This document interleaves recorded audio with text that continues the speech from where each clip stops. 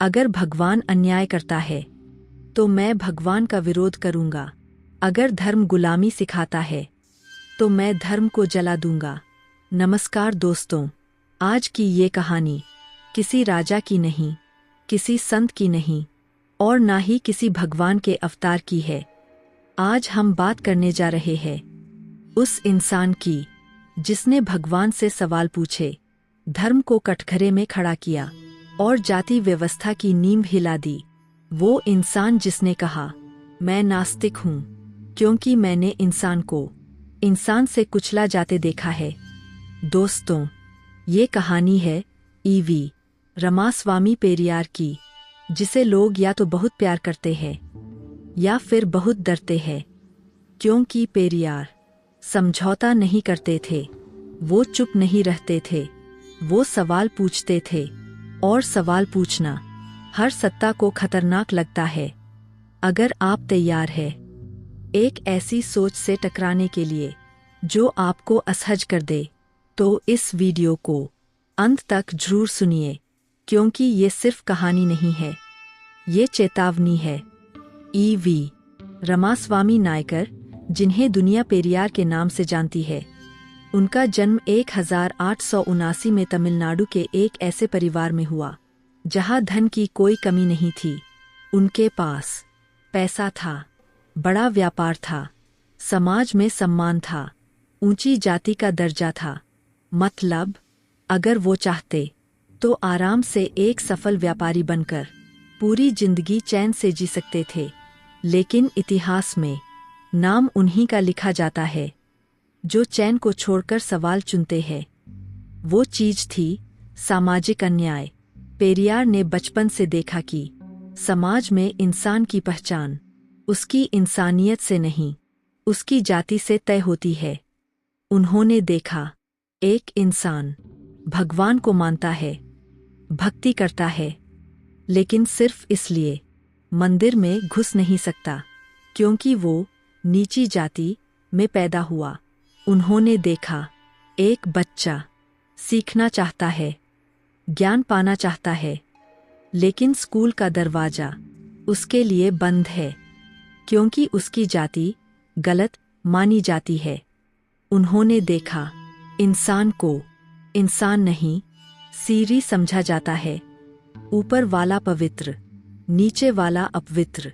पेरियार ने खुद से सवाल किया, अगर भगवान सबका है तो मंदिर सबके लिए क्यों नहीं?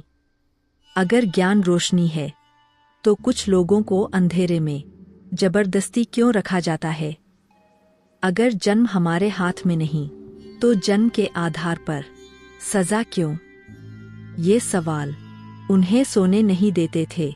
यहीं से एक बड़ा बदलाव शुरू हुआ। एक अमीर व्यापारी, एक प्रतिष्ठित समाज सेवी धीरे धीरे बन गया विद्रोही विचारक, जाति व्यवस्था का दुश्मन, अंधविश्वास का विरोधी, तर्क और आत्मसम्मान का समर्थक। पेरियार ने समझ लिया था कि अगर समाज को बदलना है तो सबसे पहले सोच को तोड़ना होगा। उन्होंने कहा, जब तक इंसान खुद को छोटा समझता रहेगा तब तक कोई भी उसे कुचलता रहेगा।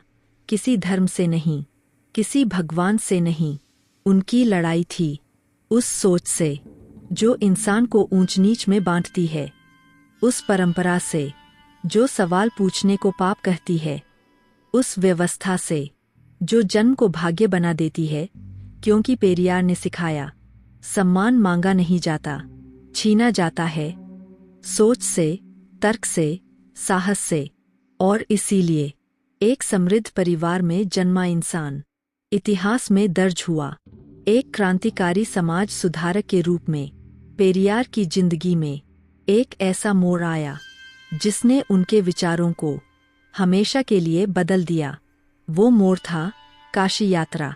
उस समय काशी को ज्ञान का केंद्र माना जाता था, धर्म की राजधानी कहा जाता था और मोक्ष का द्वार समझा जाता था। पेरियार भी यही सोचकर काशी गए थे कि वहां उन्हें धर्म की सच्ची आत्मा देखने को मिलेगी। लेकिन काशी में जो उन्होंने देखा वो ज्ञान नहीं था, वो था भेदभाव का नंगा सच। पेरियार एक धर्मशाला में रुके। वो थके हुए थे, भूखे थे और एक यात्री की तरह बस भोजन चाहते थे। लेकिन जैसे ही उनकी जाति पूछी गई, सब कुछ बदल गया। उन्हें बताया गया, आप यहाँ खाना नहीं खा सकते। रसोई का दरवाजा उनके लिए बंद कर दिया गया। मंदिरों में प्रवेश पर रोक लगा दी गई। और ये सब इसलिए नहीं कि वो कोई अपराधी थे, बल्कि सिर्फ इसलिए कि वो उचित जाति के नहीं थे। पेरियार ने उस दिन सिर्फ पेट की भूख नहीं झेली, उन्होंने झेली सम्मान की भूख, बराबरी की भूख, इंसान समझे जाने की भूख। कहा जाता है कि उन्हें सड़कों पर पड़े बचे हुए भोजन तक खाना पड़ा, और वहीं गंगा के किनारे खड़े होकर उनके भीतर कुछ टूट गया।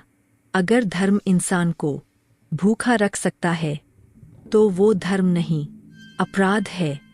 अगर ईश्वर के घर में इंसान की जाति पूछी जाती है, तो वहाँ ईश्वर नहीं, सत्ता बैठी है। यहीं से पेरियार का विश्वास धर्म से हटकर इंसान पर टिक गया। काशी से लौटने के बाद पेरियार वही इंसान नहीं रहे। वो पहले से ज्यादा तेज बोलने लगे, ज्यादा बेबाक हो गए और ज्यादा खतरनाक सत्ता के लिए, क्योंकि अब उनके पास सिर्फ किताबों का ज्ञान नहीं, अनुभव की आग थी। काशी यात्रा के बाद पेरियार ने ठान लिया, जब तक इंसान को इंसान नहीं माना जाएगा, तब तक मैं चुप नहीं रहूंगा। और यही आग आगे चलकर बनी सेल्फ रिस्पेक्ट मूवमेंट। ब्राह्मणवाद का खुला विरोध, तर्क, विज्ञान और समानता की मांग। काशी यात्रा के बाद पेरियार सिर्फ सोचने वाले इंसान नहीं रहे, वो बदलाव करने वाले इंसान बन चुके थे। उन्हें लगा, अगर समाज बदलना है तो राजनीति में जाना पड़ेगा। पेरियार ने भारतीय राष्ट्रीय कांग्रेस ज्वाइन की। उन्होंने सोचा था कि ये पार्टी आज़ादी के साथ साथ सामाजिक बराबरी भी लाएगी। शुरुआत में वो कांग्रेस में तेजी से आगे बढ़े, यहाँ तक कि तमिलनाडु कांग्रेस के अध्यक्ष भी बने। लेकिन जल्द ही एक कड़वा सच सामने आया। पेरियार ने सवाल उठाया, अगर अंग्रेज चले गए लेकिन जाति नहीं गई, तो आज़ादी किस काम की? कांग्रेस राजनीतिक आज़ादी की बात कर रही थी, लेकिन सामाजिक गुलामी पर चुप थी। पेरियार ने मांग की, गैर ब्राह्मणों को आरक्षण, प्रशासन में बराबरी, शिक्षा पर सबका अधिकार। लेकिन ये मांगे कई नेताओं को असहज लगने लगीं। यहीं से पेरियार और गांधी के बीच मतभेद गहरे हुए। गांधी कहते थे, वर्ण व्यवस्था समाज की आत्मा है। पेरियार ने जवाब दिया, जो व्यवस्था इंसान को छोटा बनाए, वो आत्मा नहीं, जहर है। गांधी धर्म और परंपरा में सुधार चाहते थे, पेरियार परंपरा को तोड़ना चाहते थे। आखिरकार पेरियार ने समझ लिया, ये पार्टी आज़ादी तो दिला सकती है, बराबरी नहीं। और उन्होंने कांग्रेस छोड़ दी। ये कोई राजनीतिक हार नहीं थी, ये था सैद्धांतिक विद्रोह। उन्होंने कहा, ऐसी आज़ादी नहीं चाहता जिसमें मेरा आत्मसम्मान गुलाम हो। कांग्रेस छोड़ने के बाद पेरियार और भी खुलकर बोले, अब वो किसी पार्टी के नहीं, सिर्फ इंसानियत के थे। और यहीं से एक नया आंदोलन जन्म लेता है, सेल्फ रिस्पेक्ट मूवमेंट, जो सिर्फ राजनीति नहीं, सोच की क्रांति था। कांग्रेस छोड़ने के बाद पेरियार के सामने अब कोई समझौता नहीं था। उनके पास सत्ता नहीं थी, लेकिन सच बोलने की आज़ादी थी। और यहीं से 1925 में एक ऐसा आंदोलन शुरू हुआ जिसने दक्षिण भारत की सोच की दिशा बदल दी। इस आंदोलन का नाम था सेल्फ रिस्पेक्ट मूवमेंट, यानी आत्मसम्मान आंदोलन। पेरियार ने पूछा, जिस समाज में इंसान को इंसान समझा ही न जाए, वहाँ सम्मान मांगना क्यों? सम्मान खुद पैदा क्यों न किया जाए? उनके लिए आत्मसम्मान का मतलब था बिना डर के बोलना, बिना झुके जीना, बिना जाति के पहचान बनाना। सेल्फ रिस्पेक्ट मूवमेंट कोई राजनीतिक पार्टी नहीं थी, ये सोच की लड़ाई थी। इसके 4 मजबूत स्तंभ थे। 1. जाति का पूर्ण विरोध। पेरियार ने कहा, जाति सुधारने की चीज नहीं, मिटाने की चीज है। 2. तर्क और विज्ञान। जो बात तर्क में न आए वो परंपरा नहीं, अंधविश्वास है। 3. ब्राह्मणवादी वर्चस्व का विरोध। उन्होंने खुलकर कहा, ज्ञान पर किसी एक जाति का कॉपीराइट नहीं हो सकता। 4. आत्मसम्मान विवाह। बिना ब्राह्मण, बिना मंत्र, बराबरी के साथ विवाह। पेरियार ने कहा, अगर शादी बराबरी नहीं सिखाती तो वो रिश्ता नहीं, जंजीर है। उन्होंने समर्थन किया विधवा विवाह, अंतरजातीय विवाह, महिलाओं की सहमति को केंद्र में रखना। उस दौर में ये बातें सीधे धर्म और समाज पर हमला मानी गईं। पेरियार को मिला बहिष्कार, धमकियां, गालियां, देशद्रोही का तमगा। लेकिन पेरियार रुके नहीं। उन्होंने कहा, अगर सच बोलना देशद्रोह है तो मैं ये अपराध जिंदगी भर करूंगा। सेल्फ रिस्पेक्ट मूवमेंट ने दलित और पिछड़े वर्गों को आवाज दी, महिलाओं को सोचने का साहस दिया। तमिल राजनीति की दिशा बदली। यही आंदोलन आगे चलकर द्रविड़ राजनीति की नींव बना। सेल्फ रिस्पेक्ट मूवमेंट के बाद पेरियार सिर्फ समाज सुधारक नहीं रहे, वो बन चुके थे धर्म और ईश्वर से सवाल पूछने वाली आवाज। उन्होंने वो कहा जो उस दौर में सोच पाना भी अपराध था। पेरियार ने कहा, मैं भगवान से इसलिए नहीं लड़ता कि वो है या नहीं, मैं उससे इसलिए लड़ता हूँ क्योंकि उसके नाम पर इंसान को कुचला जा रहा है। उनके लिए ईश्वर एक आस्था नहीं, एक सत्ता औजार बन चुका था। पेरियार ने देखा कि धर्म जाति को जन्म देता है, धर्म डर पैदा करता है, धर्म सवाल पूछने से रोकता है। उन्होंने कहा, अगर धर्म तुम्हें तर्क से दूर रखता है तो वो धर्म नहीं, जंजीर है। उन्होंने खुले मंच से कहा, अगर भगवान है तो उसने इंसान को बराबर क्यों नहीं बनाया? पेरियार ने मूर्ति पूजा का खुलकर विरोध किया। उन्होंने पूछा, जो पत्थर खुद चल नहीं सकता वो तुम्हारी जिंदगी कैसे बदलेगा? उनका मकसद भावनाएं तोड़ना नहीं था, डर तोड़ना था। पेरियार पर आरोप लगे, धर्म विरोधी, संस्कृति नाशक, हिंदू द्रोही, लेकिन पेरियार डटे रहे। उन्होंने कहा, अगर सच बोलने से धर्म खतरे में पड़ता है तो समझो धर्म बहुत कमजोर है।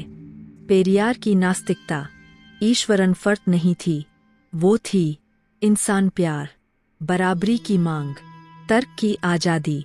उन्होंने कहा, मैं उस भगवान को मानूंगा जो इंसान को इंसान समझे।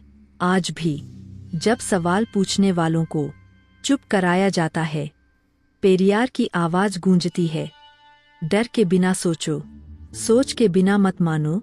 जिस दौर में औरत को कहा जाता था, चुप रहो, सहन करो, पति ही भगवान है, उस दौर में पेरियार ने कहा, औरत गुलाम नहीं है, उसे गुलाम बनाया गया है। ये वाक्य सिर्फ बयान नहीं था, ये उस समाज पर सीधा हमला था जो औरत को इंसान से ज्यादा संपत्ति समझता था। पेरियार ने पूछा, अगर शादी औरत की आजादी छीन ले तो वो संस्कार नहीं, सौदा है।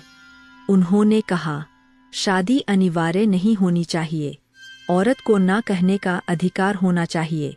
पति को भगवान मानने की सोच सबसे बड़ा धोखा है। उनके शब्दों में पति भगवान नहीं है, वो भी इंसान है। गलतियों के साथ पेरियार ने जिस व्यवस्था को चुनौती दी वो थी ब्राह्मणवादी विवाह प्रणाली। उन्होंने कहा, अगर शादी डर, मंत्र और दलालों से चले तो बराबरी कैसे आएगी? इसलिए उन्होंने शुरू किए सेल्फ रिस्पेक्ट मैरिजेस। इन शादियों में कोई ब्राह्मण नहीं, कोई संस्कृत मंत्र नहीं, कोई ऊंच नीच नहीं, स्त्री पुरुष बराबर, सिर्फ सहमति, सम्मान, समानता। पेरियार का मानना था, जिस समाज में औरत अनपढ़ है, वो समाज हमेशा गुलाम रहेगा।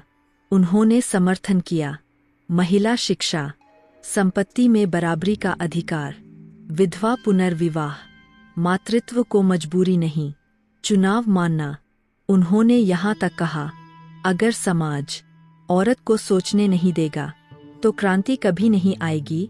पेरियार को कहा गया, परिवार तोड़ने वाला, संस्कृति बिगाड़ने वाला, औरतों को भड़काने वाला। लेकिन पेरियार रुके नहीं। उन्होंने कहा, अगर औरत की आज़ादी संस्कृति को तोड़ती है तो वो संस्कृति टूटने लायक है। आज तमिलनाडु में महिला साक्षरता, आत्मसम्मान, विवाह, सामाजिक बराबरी की सोच, इन सब की जड़ में कहीं न कहीं पेरियार की आग है। पेरियार जानते थे, सिर्फ भाषण देने से समाज नहीं बदलता। अगर सोच बदलनी है तो उसे आंदोलन में बदलना पड़ता है। और यहीं से जन्म हुआ द्रविड़ आंदोलन। पेरियार ने साफ कहा, भारत में असली लड़ाई अंग्रेज बनाम भारतीय नहीं है, असली लड़ाई है ऊंच बनाम नीच। द्रविड़ आंदोलन का मकसद था ब्राह्मणवादी वर्चस्व का विरोध, गैर ब्राह्मणों को सत्ता में भागीदारी, तमिल पहचान और आत्मसम्मान, जाति आधारित श्रेष्ठता का अंत। पेरियार ने कहा, जब तक तुम दूसरों की भाषा, धर्म और संस्कृति को श्रेष्ठ मानते रहोगे, तब तक खुद को छोटा मानते रहोगे। उन्होंने समर्थन किया तमिल भाषा का सम्मान, हिंदी थोपे जाने का विरोध, उत्तर दक्षिण असमानता पर सवाल। उनके लिए भाषा सिर्फ संवाद नहीं थी, सम्मान की पहचान थी। पेरियार ने जस्टिस पार्टी को एक नई दिशा दी और बाद में उसे बदल दिया। द्रविड़ कड़गम, द्रविदर कजगम डीके में। डीके कोई चुनावी पार्टी नहीं थी, ये थी सामाजिक चेतना की फैक्ट्री, सवाल पूछने की पाठशाला, सत्ता को चुनौती देने वाली आवाज। पेरियार चुनाव नहीं लड़े, लेकिन उनकी सोच चुनाव जीतने लगी। उनके शिष्यों ने आगे चलकर बनाया डीएमके, द्राविड़ा मुन्नेत्र कजगम। डीएमके ने सामाजिक न्याय को राजनीति का केंद्र बनाया, आरक्षण को मजबूत किया, शिक्षा और प्रशासन में बराबरी लागू की। आज तमिलनाडु की राजनीति जिस दिशा में खड़ी है, उसकी नींव में पेरियार की सोच है। पेरियार पर आरोप लगे, देश तोड़ने वाला, तमिल अलगाववादी, राष्ट्र विरोधी। लेकिन पेरियार का जवाब साफ था, जो सवाल पूछे उसे देशद्रोही कहना सत्ता की सबसे पुरानी चाल है। पेरियार ने तो राजा बनने की कोशिश की, नहीं भगवान। उन्होंने बस इतना किया, लोगों को खुद के बराबर खड़ा होना सिखाया। दोस्तों, पेरियार कोई आसान नाम नहीं है। वो आपको सुकून नहीं देते, वो आपको हिलाते हैं। क्योंकि पेरियार आपसे पूछते हैं, तुम जो मान रहे हो वो सच है या बस सिखाया गया डर? उन्होंने न तो सिंहासन मांगा, नहीं मंदिर। उन्होंने मांगा इंसान के लिए इंसानियत। भगवान पर विश्वास से पहले इंसान पर विश्वास करो। परंपरा मानने से पहले उस पर सवाल करो, और सम्मान मांगने से पहले खुद को बराबर समझो।